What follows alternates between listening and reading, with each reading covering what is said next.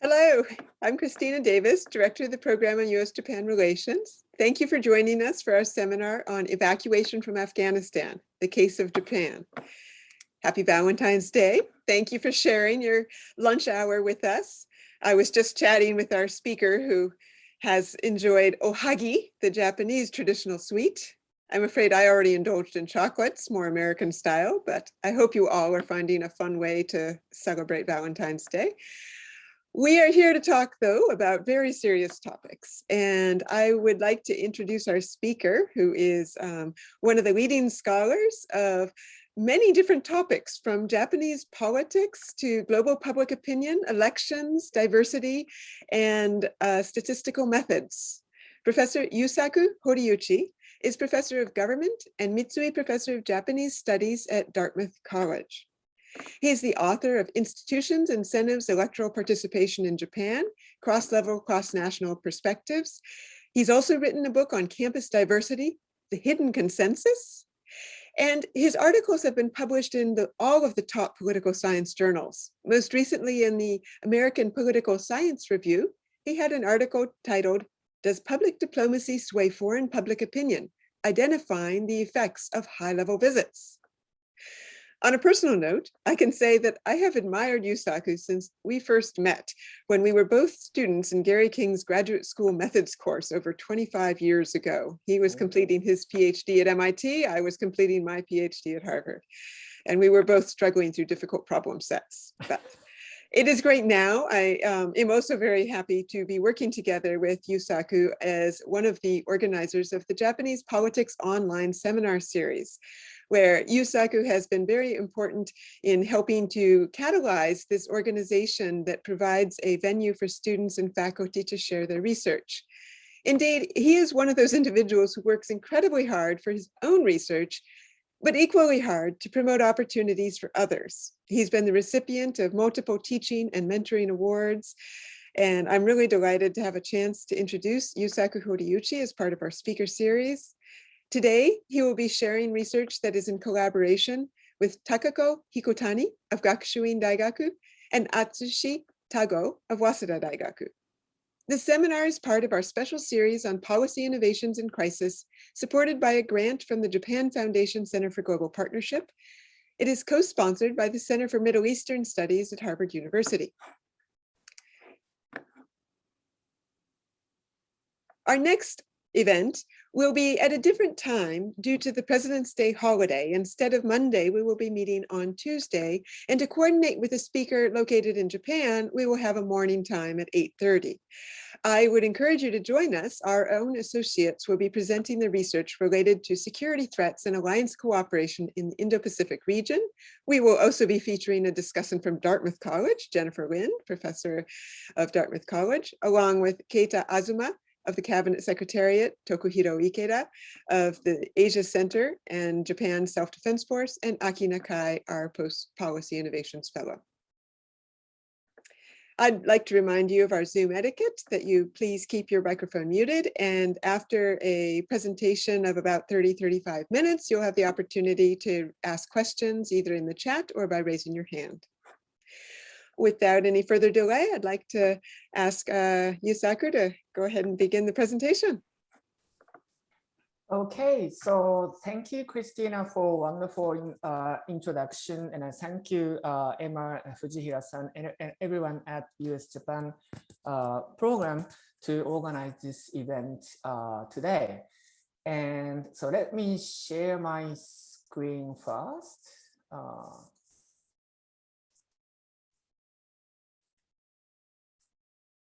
So are you able to see this? Good? Yes. Okay, so thank you. And so today I am going to present some results of some experiments that I fielded with Takako Hikotani at the Gakushuin and Atsushi Tago at Waseda University. And before talking about this particular project, I just want to briefly mention how we got to know each other and how we started our project. And Atsushi Tago, as many of you perhaps know, has written a lot of interesting survey experiments about the use of force and the US-Japan security alliance and more broadly international security. And Takako Hikotani, who used to be at Columbia for some years, is perhaps one of the most important the scholars who have in-depth knowledge about Japan's security policies and then SDFs. And when Takako was at Columbia, we met, and then we started talking about potential collaboration, and then we invited Atsushi, and then we decided to apply for a relatively large grant from US-Japan Foundation. And our focus is to understand Japanese public opinion about Zietai self-defense force and security issues and the US-Japan relationship. And then when we started our project, we noticed, actually Atsushi and Takako knew this. I actually didn't know this because this is relatively a new area of research for me. But the in-depth specific the public opinion about SDF, Zietai, has not been that much. Maybe in part because doing research on gun or the military in Japan is still a kind of a taboo. So they say that it's often difficult to get funding from the Japanese government or private organizations if their surveys main objective is to understand those sensitive issues.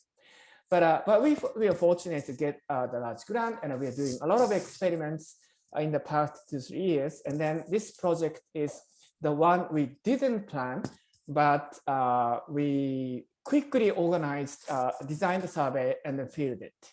And then the survey experiment, the title, actually, I changed the title after preparing this slide, but it's essentially the survey experiments that we fielded at the end of August, just before the United States completed the withdrawal from Afghanistan. So this is, I just copied and pasted from the Wikipedia page, and I don't need to perhaps explain this. You know this, but US war in Afghanistan started after 9/11. And then after 20 years, the Biden administration decided to completely withdraw by the end of August 30th. And then, so from like early to mid-August, from the mid-August to the end of August, this was a major issue in the United States, but also in Europe and other US allies, and then who had troops and also the personnel at the embassies and also the people in industries in Afghanistan. So evacuation from Afghanistan became a huge issue. And then I'm sure there will be many interesting papers and perhaps some books to be published in coming years. And then our case is, of course, Japan.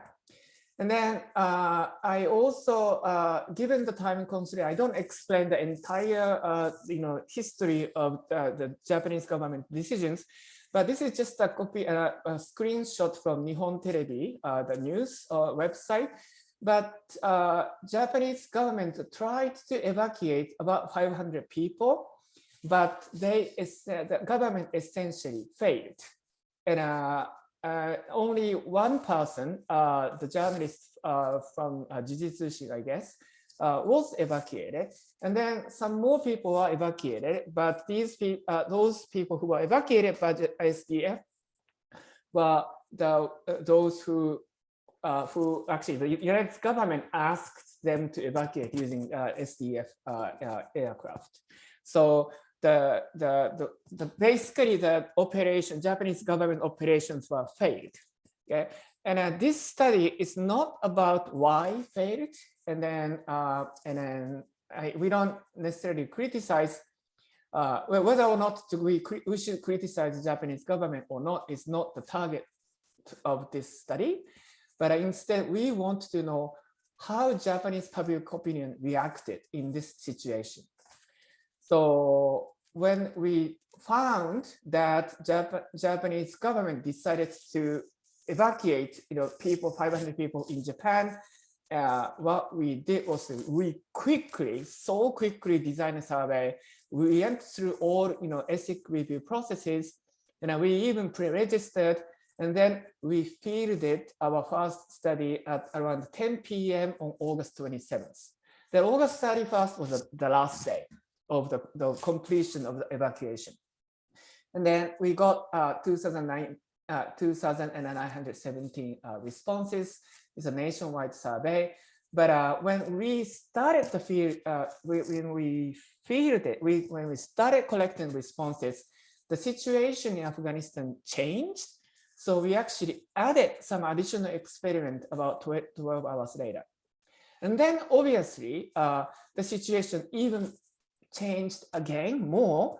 So we ended up fielding another study on August 30th, just after lunchtime in Japan. And then for about 12 hours, we ended up collecting 1,848 responses. So to the best of our knowledge, no government organization, no polling organizations, no political scientists fielded those experiments in Japan about these issues at the end of August. So we strongly believe that we got really important data. And these studies actually include lots of questions and some additional experiments. And but in today's presentation, I focus mainly on the main results, the main part of the studies that we focused on. Okay. By the way, eventually, just like all the other papers that I have published, the data will be completely made publicly available. So after the publication of this study, if any of you are interested in, please use the data for more in-depth analysis.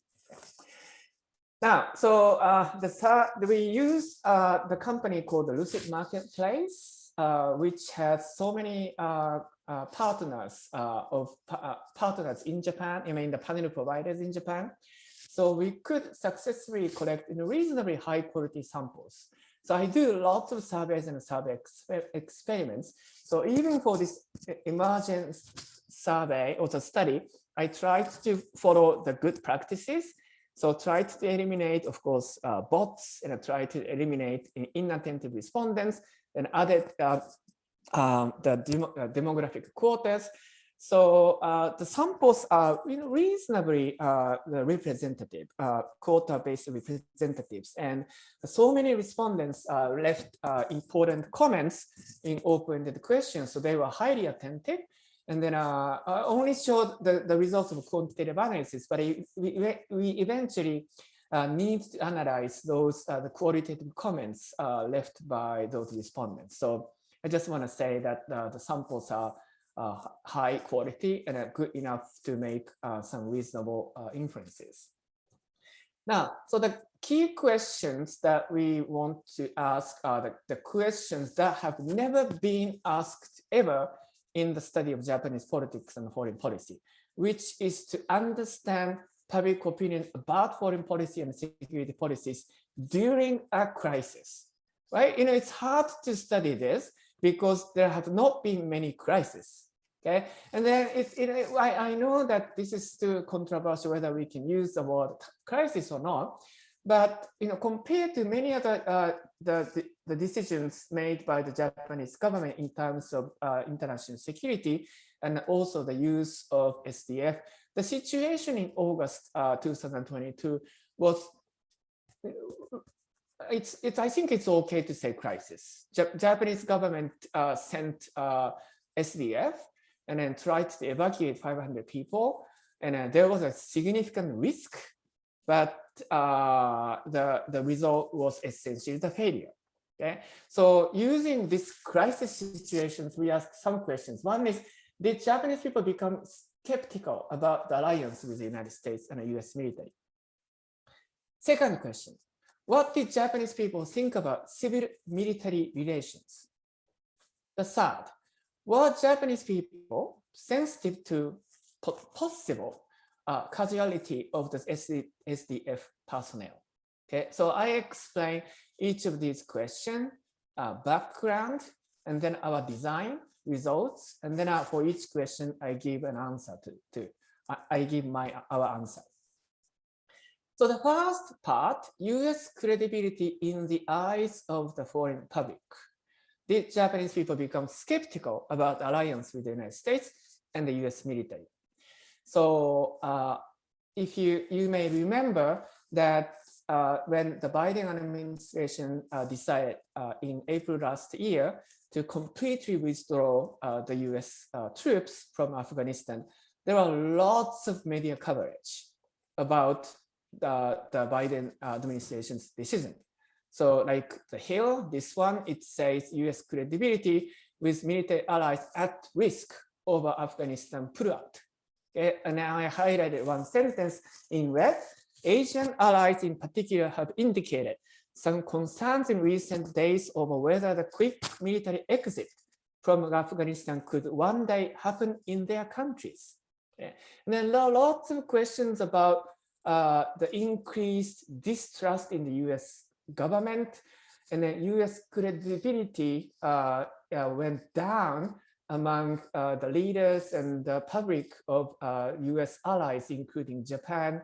There are lots of discussions, but some people also presented counter argument. Josh Carter, of course, professor at Harvard, he wrote on September 2nd, right after the completion of the, the withdrawal from Afghanistan, he wrote Foreign Affairs with this title, American Credibility After Afghanistan, and then what the withdrawal really means for Washington's reputation. So how much the complete withdrawal from Afghanistan affected perceptions about the US and the US military among allied countries were debated, but not tested empirically. But we were fortunate to be able to test this within our real-time field experiment that we fielded just before the withdrawal. Okay. So what we did for this part of the test is we first explained the US decision and then current the situation in Afghanistan, just in case the survey respondents didn't know much about the situation. But because that was a big news in Japan, so we assumed that the survey takers knew the decision and then also the use of the SDF by the Japanese government, but we explained. And then randomly selected half of respondents were encouraged to consider US decisions. So this is a technique sometimes used by psychologists. And we, instead of showing the videos, instead of showing certain paragraphs, we ask some questions. And then by asking the questions, we encourage them to think about the US decisions. And then ask some questions to all respondents. Okay, so that's a very simple survey experiments. And then we test the treatment effects. But by the way, after explaining the US decisions and the current situation in Afghanistan, we also added what is known as a conjoined experiment. And we asked questions about who should be prioritized for evacuation. And we found some interesting results, but for this presentation, I skipped this part. But if you have any, if you have questions, or if you're interested in this, I'm happy to show some results after in Q&A. So this is the prompt. We prepared two different versions in order to cancel out potential the effects of specific image. But we first explained in April this year, the US government decided to completely withdraw US troops from Afghanistan.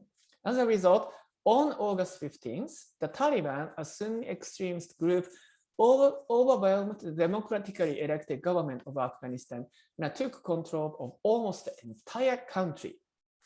And then currently many citizens and foreigners are in desperate need of evacuation from Afghanistan. Okay. So that's the basic information that we gave.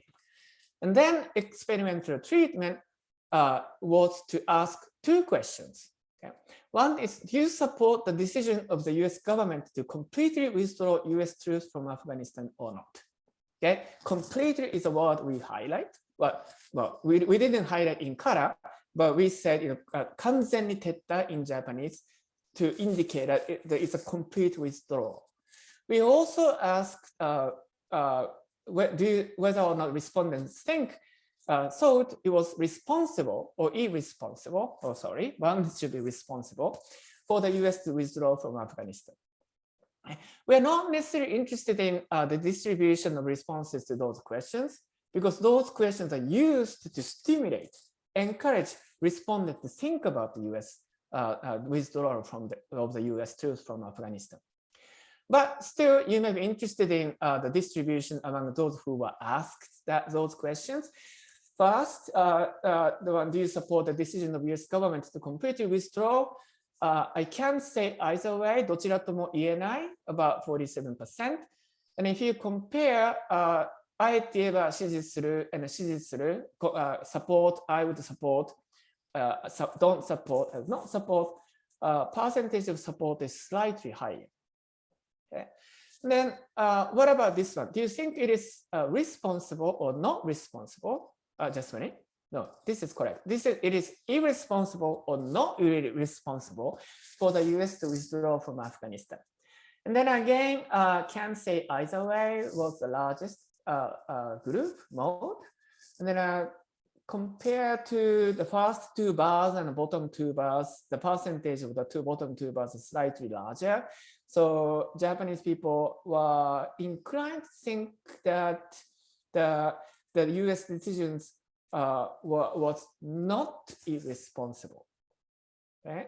So so generally, just looking at this, generally on average, Japanese people actually supported the US withdrawal from Afghanistan. Okay. Now then ask these questions. Do you think the US is a trustworthy and a cooperative ally for Japan? And then I think so, I don't think so. And then the second question is, what do you think the Japanese government should do about the alliance with the United States based on the US-Japan security treaty? It should be strengthened more. We should maintain the status quo, 現状維持. Degree of cooperation should be reduced from the current level. We should aim to end the alliance. Okay. And then the third question is, we wanted to ask something related to the potential Taiwan crisis, because that was discussed, right? US withdrew the troops from Afghanistan, and then some commentators and experts thought that US may not be able to take effective measures when Taiwan crisis happens. So we ask these questions. Let's assume that China launches a military invasion in Taiwan. Do you think the US will be able to take effective measures to defend Taiwan, or do you think it will not? US can, I can't say neither, either, and then US cannot. Okay. And then we asked those three questions to everyone, not just those who are encouraged to think about the US decisions. Okay. And then, so about close to 3,000 people are divided into control group and treatment group, and we compare the distribution between these two groups. First, trustworthy and cooperative ally for Japan, regardless of the treatment, more than 70% of people think the US is trustworthy and cooperative. The chi-square test is statistically significant, but the difference is not substantive in our view. So most of the people think US is trustworthy. And this is not a surprise.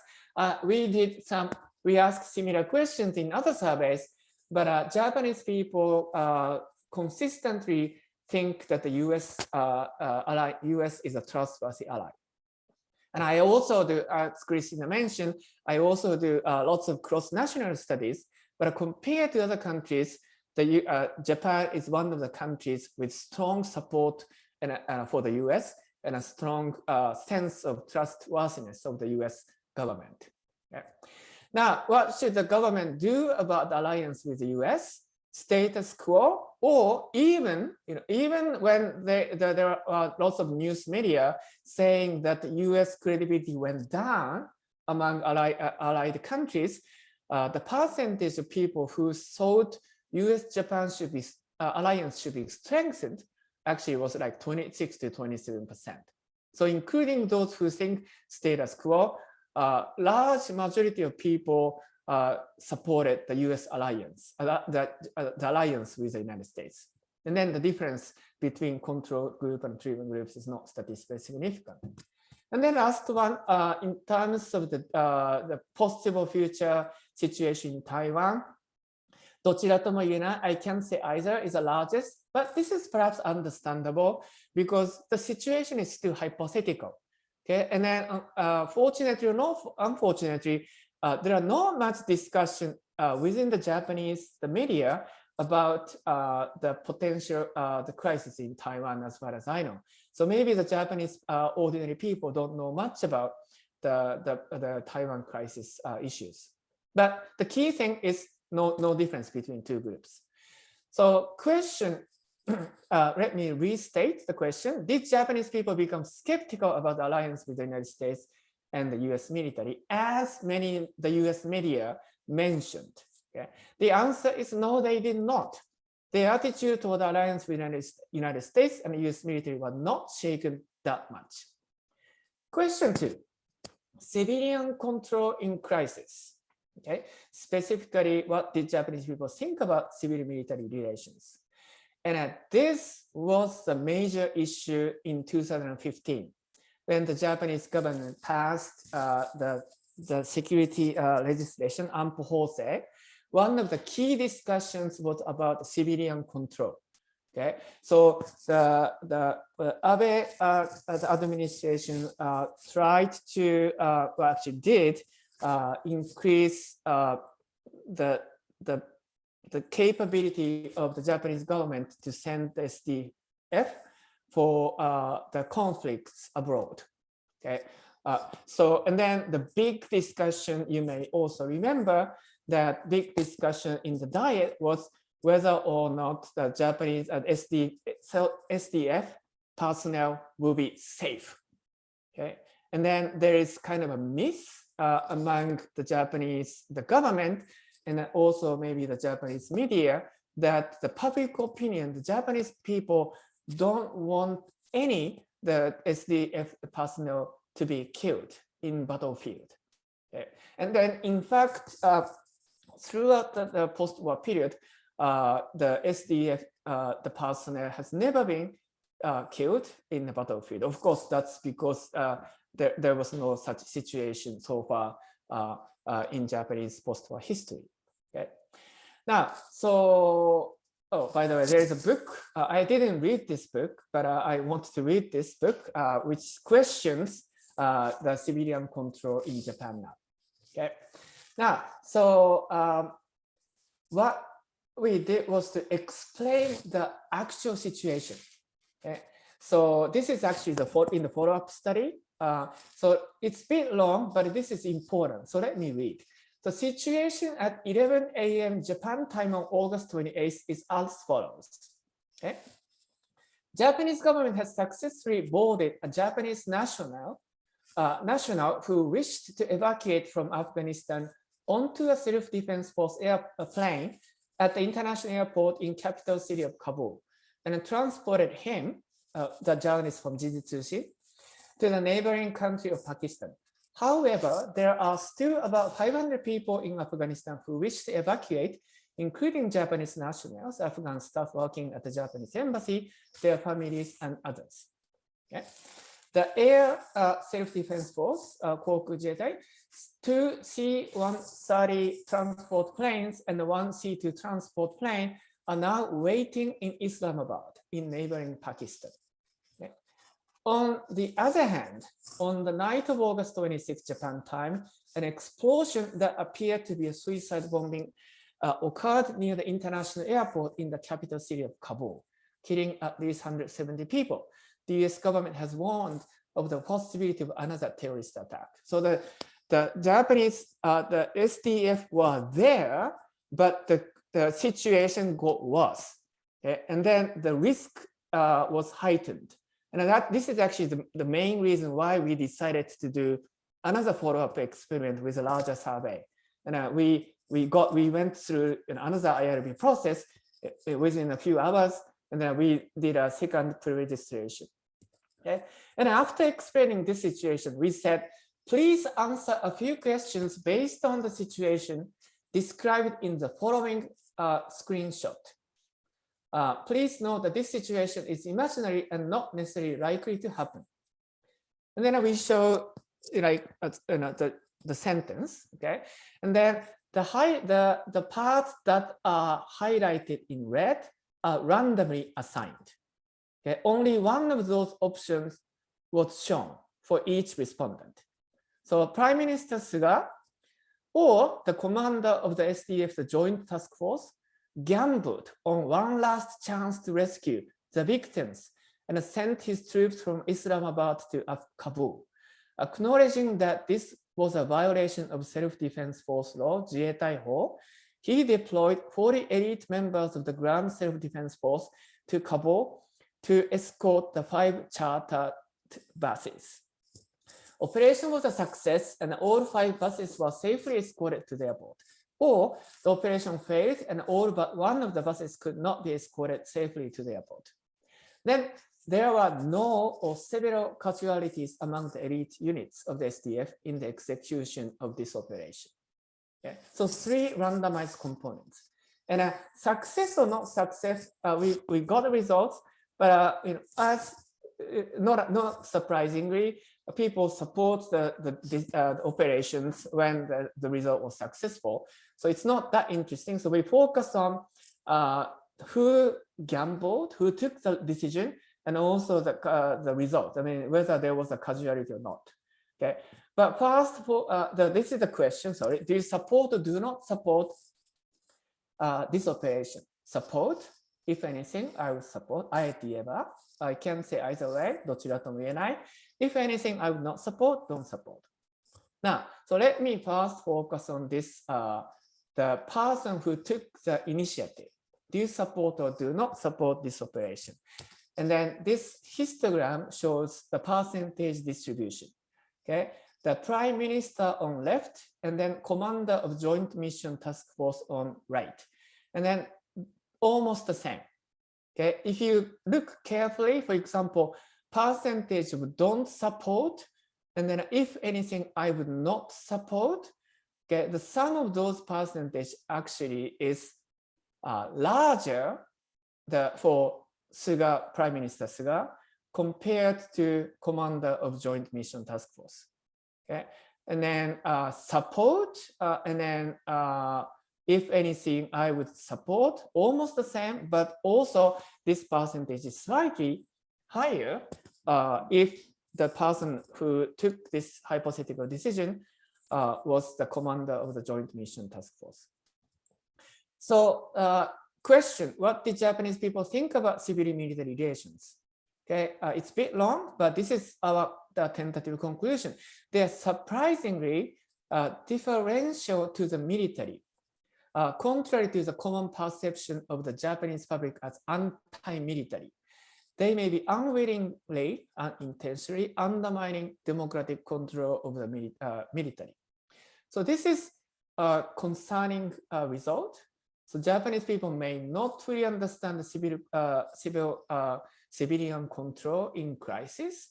And then Japanese people trust the military, Jieitai, or generally speaking, experts compared to the politicians. Okay? This is a common pattern in many democracies, but we need to know this fact. You know, it is not bad at all that Japanese people trust the Jieitai, SDF, and then the level of trust may be much higher compared to the Prime Minister.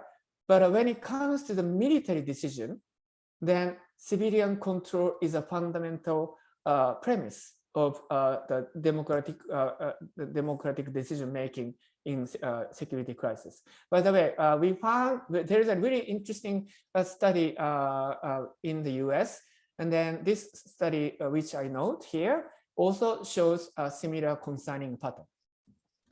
Third, casualty sensitivity in crisis. Well, Japanese people sensitive to possible casualty of the SDF personnel.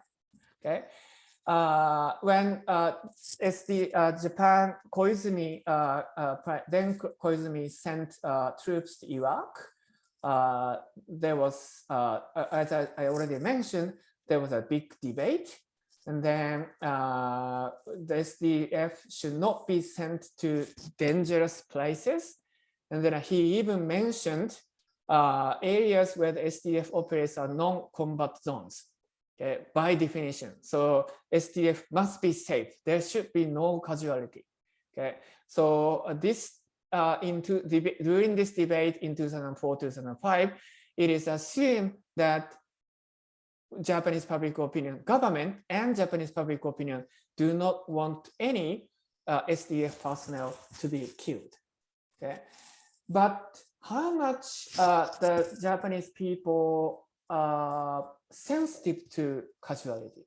This is not tested empirically, although there are many studies in the United States. There is an interesting big literature on casualty sensitivity. So we did this in the context of the real world, the crisis in Afghanistan.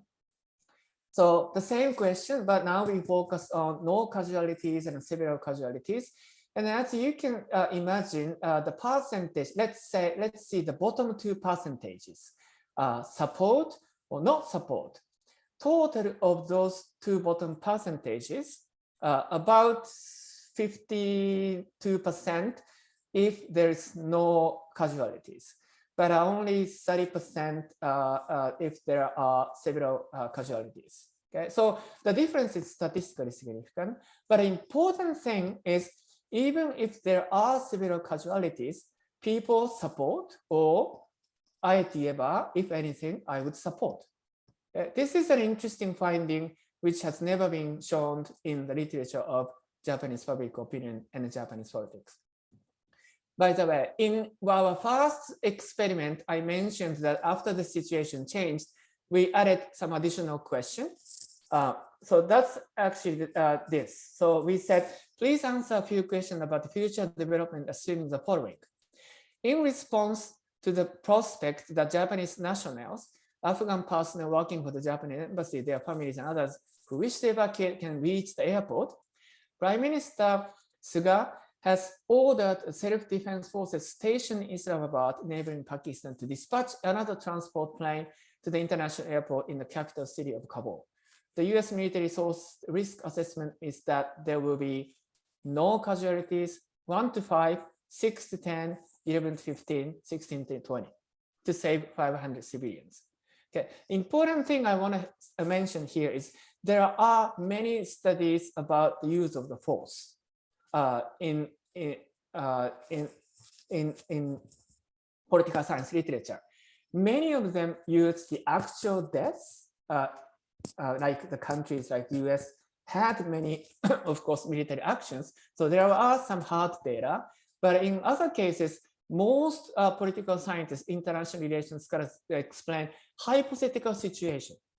Okay? But what in our experiment, the first part is not hypothetical. That was the situation when survey takers took the survey.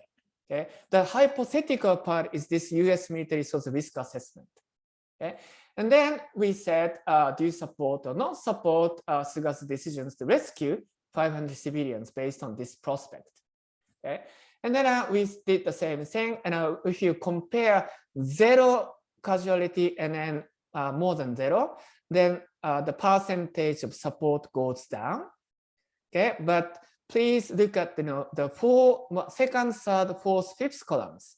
Okay, support still about 25%. Okay, and then if anything, I support some of those two bottom columns more than 50%. Okay, this is quite different from conventional wisdom that Japanese people do not want any SDF personnel to be killed. And then we also did some analysis by looking at some subgroups. And then compared male and female, the male tends to be less well, compared to the no causality, the treatment effects tend to be large among female. This is actually interesting. And then compare across the age groups, we didn't see any the differences among age groups. Yusaku, I think if you could wrap up, we have a few Yeah. people wanting to ask questions. Okay, I will finish. So the answer is there are no not so sensitive to causality as it is often assumed. So it was a rare opportunity to understand Japanese citizen public opinion about SDF, US military, and US-Japan alliance during the crisis. We found robust support for the US, tolerance of the possible loss of SDF personnel, and excessive reliance on experts, a troubling finding too for the democracy. And then I just want to conclude with this slide. This is the last one. In the literature of public opinion and foreign policy, there are some important studies, widely cited influential studies. In 1988, Shapiro and Page wrote an important paper in Journal of Conflict Resolutions titled Foreign Public and the Rational Public. And then 4 years later, another famous book, paper published in ISQ say American publics are pretty prudent. But when it comes to Japanese case, we may be able to say Japanese citizens may be pretty pragmatic public. So thank you very much. And this is the Nikkei article that Atsushi and I wrote last year, at the end of the December. So if you're interested in this, please check Nikkei. Okay, thank you so much. Great, thank you so much. That's fascinating. It's an amazing chance to have a survey in the field. I find it impressive to see the strength of support for the US-Japan alliance. It's really a convincing rebuttal to those who think any retreat shakes credibility. So you add an important nuance to our international relations interpretation of the meaning of Afghanistan's debacle for US foreign policy. At the same time, because you're an expert on Japan, you asked just the right question to take it broader, to think about what is the Japanese view of casualties and civil military relations. And that's really an important contribution to show interesting nuance. We are going to turn to questions now. And first, I would like to ask our associate in the program on US-Japan relations, Masataka Harada, who is associate professor at Fukuoka University. He is doing research this year at Harvard on the long-term consequences of the destruction of local communities using the case of firebombing of Tokyo during World War II. Harada-sensei, please go ahead with your question. Hi, Horiuchi-san. Thank you for sharing the latest results of your research with us. So here's my question. So what do you think about the potential effect of increased media coverage on Afghanistan during the survey period? I guess extensive broadcasting in this period reminded many people of the murder of Dr. Tetsu Nakamura about 2 years ago, or what the Taliban did in the past. So, and that made people believe that it is a matter of self-responsibility rather than a public policy issue to go to a dangerous place, such as Afghanistan. So here's my question. Thank you. Should I respond, or should we get more questions? Or why don't you respond to the first question, and others who'd like to ask a question may raise their hand or put it in the chat. Yeah, so thank you, Harada-san. Interesting questions. And I actually, so yes, the media coverage is something that we need to pay more close attention to, because we only focus on just a few days. It's not that difficult to understand what the media talked about. Yeah, but we unlike many studies where we just design or we get the data and then later we do the media coverage. That Atsushi and Takako carefully monitor the media and then tried to design our survey. So we think the coverage, the contents, and also the tone of the coverage in the media, actually our study is reasonably representative of the media coverage at the end of the August. But still, yeah, we need to know more about the media coverage. So I think we do more. Yeah, so thank you so much. Next, we have a question by Mr. Koichi Ai, who is one of our associates in the program and also is currently working at the Japanese Embassy in Washington, D.C. Hello, Professor Horiuchi. Thank you very much for your presentation. I was very much fascinated by the methodology of your research and very interesting questions you asked at very timely opportunity. And I think some of the findings I found not just surprising, but unsettling even. And it has been very interesting presentation. And I think that those elements makes your research all the more important. I have two questions. The first one is in earlier part of your presentation, when you were talking about US-Japan alliance, and this is actually part of my research this year too, there were 40 to 50% respondents who said can't say either way. Maybe typical, you could say, in Japanese opinion polls, but may I ask you to comment on this in relation to foreign policy literacy in Japan? Do you think this suggests that we are going either one way or the other in terms of public literacy on foreign policy?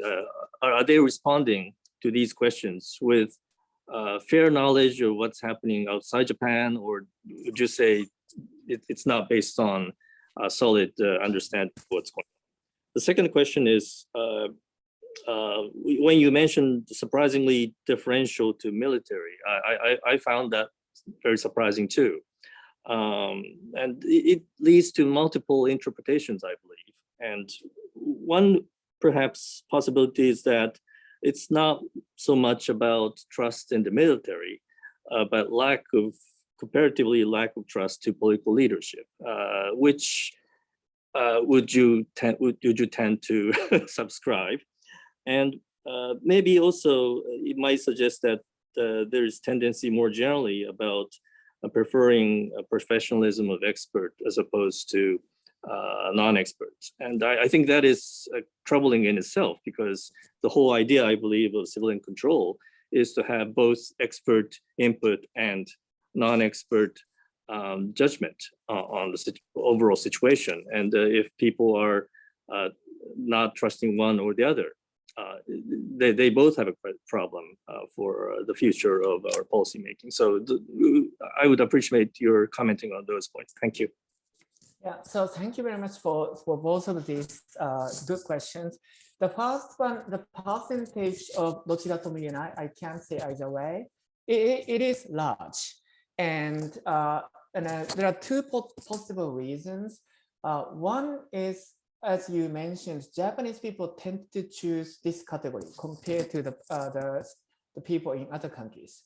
And because I do a lot of cross-national survey research, and one time actually I compared percentage of don't know, DK, across countries. There are two countries with high percentage regardless of the question. One China, one Korea, one Japan. So this may be cultural thing. Okay, there are people in Korea and people in Japan may not to say take one opinion or another. They are inclined to choose one, I minor position. So that may be more cultural thing. But another one is maybe Japanese people actually do not know much about the security issues. And then how to differentiate between these two potential explanations is actually one of the things I want to do. Okay, because the culture maybe culture may change, of course, but it's hard to change. But if this percentage of I don't know or dochira tomo ienai is high, just simply because they just don't know much about the issues, implications are different. Okay, so I don't know what the right answer to this, but understanding the source of this high percentage is actually really interesting, important questions. And then the second questions, the trust in the expert is something but particularly Takako, our collaborator, care so much. Surveys after survey, Japanese people trust experts, but not politicians. It's going, one is going up, one is going down. And after the COVID, the medical, the doctors and the medical experts and people trust what they say, but people just don't trust what politicians say. This is another concerning trend. And then, when it comes to the military, another, I need to reduce the number of projects I can work on, but I'm working on another relatively big study, which use the Gallup World Poll, which is the Gallup company, the survey company Gallup fielded annual surveys in 150 or more countries since 2006. Lots of surveys and an amazing amount of the data.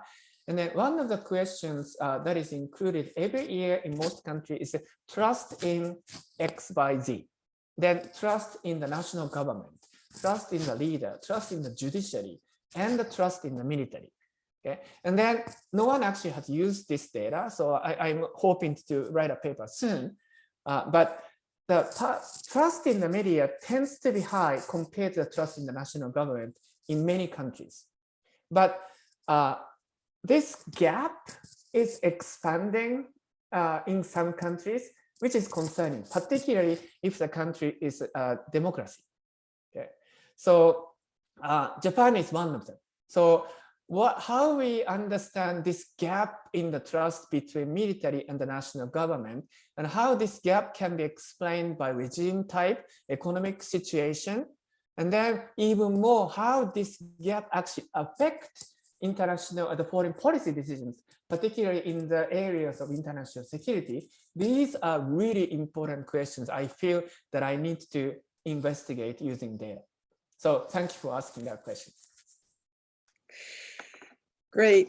I want to note in the chat, Yuki Shiraito, professor at the University of Michigan, has a follow-up related question comparing the depth of low popularity of Suga may have augmented lack of trust in him. Yes. And it would be interesting to vary the leadership of different political leaders and the expert from military expert to foreign ministry or other expert. Yeah. And Yuki also notes the question is about the DKs and whether it was, I don't know as an outcome or I'm not sure. But that's a separate issue. So if you could hold those answers, I want to get two other questions in first. Yep. We have Kaoru Iokibe, professor at the University of Tokyo. He will ask a question and then I'll shift to our next question and let you wrap up. Thank you, Christina. Horiuchi-sensei, thank you very much for your fascinating talk. That the stable trust on the alliance seems to be less surprising compared with your other findings from years, because your findings are really amazing. But I like to elaborate a bit on that less surprising topic. So let us assume that the evaluation of power, when the trust of ally or threat from the opponent, is capability multiple by will, which means that we need to see both capability and will. Then in this case, the will to pivot its strength to the East Asian front may be evaluated in Japan, while the capability to handle the situation in Afghanistan is liable to lower evaluation. And then the evaluation of will may be more highly represented in Japan or countries around China. So if the Japanese maintain their trust on the alliance, can you detect whether that is derived from the appreciation of will or still the appreciation on capability from statistics or any qualitative statement of the Thank you. Our second questioner had to leave, so maybe go ahead and answer Iokibe-sensei. Okay, so so thank you so much for your question. And then, as I noted at the beginning, Takako and Atsushi and I have done lots of experiments, and we still do more experiments until we have some balance left in our account. And one of the recent experiments we did is actually relevant to what you just asked. We did another experiment, but highlighting in experimental situation that US is not so capable in managing their business. So specifically, we emphasize that the most recent wave of Omicron variant of the COVID in Japan is likely to be from US bases. Okay, so so we try to highlight the management of, how do you say, the crisis, in a sense, crisis situation. It's not a military situation, but the COVID was a huge issue, and the Japanese government tried to contain the spread of the Omicron variant. But the cases increased, from Okinawa and then Iwakuni and Hiroshima. And then, according to Japanese media, criticized the U.S. U.S. forces, the bases in Japan. And then foreign minister even said most likely the origin is from the U.S. militaries. And we tried to understand how this actually affects Japanese people's perception about the capability, and then the U.S. And then also the support for the U.S. alliance.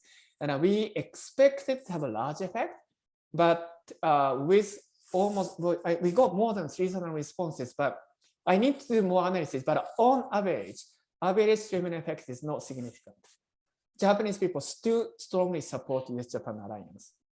So this is interesting. I need to study more, but it seems that Japanese people's support for the US and then perceived capability of the US military is quite robust. Okay. Quite robust, or back to the previous questions, they may not care or they may not understand, okay, but they blindly just support the US. We don't know, but it's hard to move the public opinion. So, and then related to the second question of Shirahito-kun's questions, so in our Afghan survey, we didn't ask don't know. We didn't allow respondents to choose DK. Okay? But we asked similar questions about support for the US-Japan alliance in our post-Omicron variant experiment. And for that experiment, we asked two questions, one from NHK survey and one from Okinawa Kenmin Chosa Prefecture Government Survey. Both of them actually included I don't know. So to be consistent with the way the questions asked, those survey respondents could choose don't know. But the result is essentially the same. The support for the US is still high. And then with regard to the Suga specific effect, that's exactly what Tago-san, our collaborator, said as soon as he saw the results. Okay. This is shocking, surprising, but possibly because of the Suga, who was unpopular. But one disadvantage of doing this sort of real-time field experiment is we cannot assign hypothetical prime minister. So it's just a guess. If something happens again, we may do it again. And then it's still possible to do hypothetical experiment anytime. But the validity of hypothetical experiment is questioned by many scholars. So we need to strike some balance. But yes, it is possible that the strong support for the Zietai is consequences of strong not support, distrust of the then Prime Minister Suga.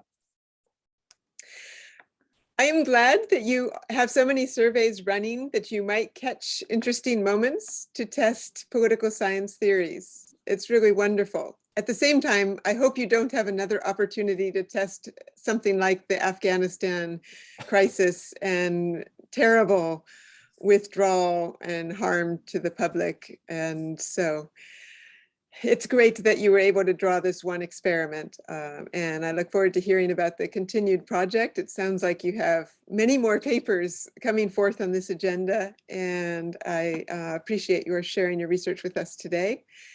Thank you very much to the audience for a great set of questions. And I'm sure that Yusaku would be happy to continue engagement if you have anything you'd like to write to him to follow up. Thank you all. Thank you so much. Thank you very much.